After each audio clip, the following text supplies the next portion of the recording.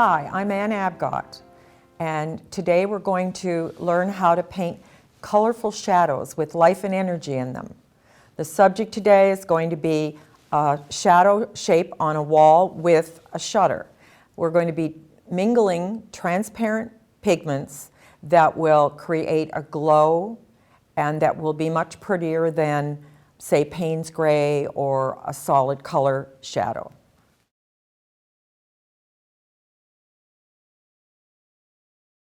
My brushes. They're just indispensable. I've been using Lowell Cornell brushes for about 15 years. They never wear out. Lowell Cornell was the first manufacturer to bring synthetic brushes to the United States. I've had them forever. I work with everything from a 2 to a 36.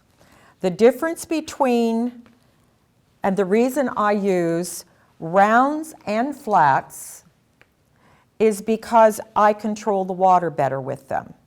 The rounds carry tons and tons of water to the paper. I can't tell you how many times I'll go around a room and I'll see somebody with a smaller brush and they're doing this. And you got to know, the minute you start doing that, you need a larger brush. So I use a 36 round. In the demonstration that I'm going to be doing today, I'm going to be using a 26 round. I go from rounds to flats. I do a process that I call getting in and getting out. Once an area is all wet with the round, then I will go in with the flat because it doesn't carry as much water, and I can drop extra pigment into the wet paper and not get any blossoms.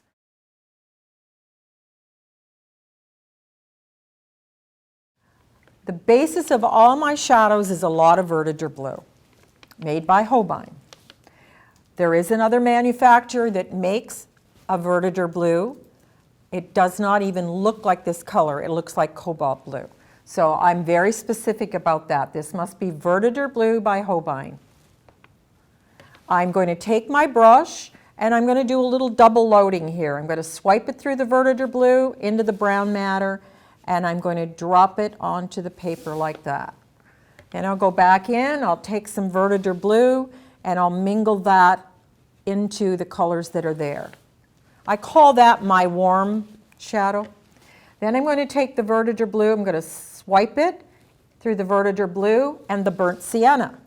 Now we have yet another gray. I call that my cooler color.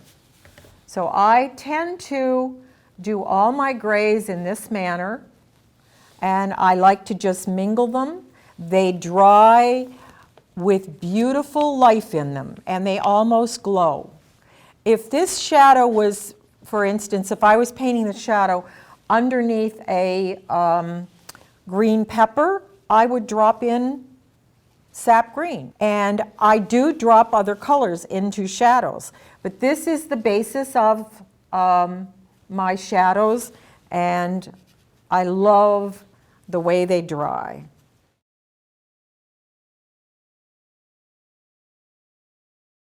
So now we're going to start to take some of the masking off.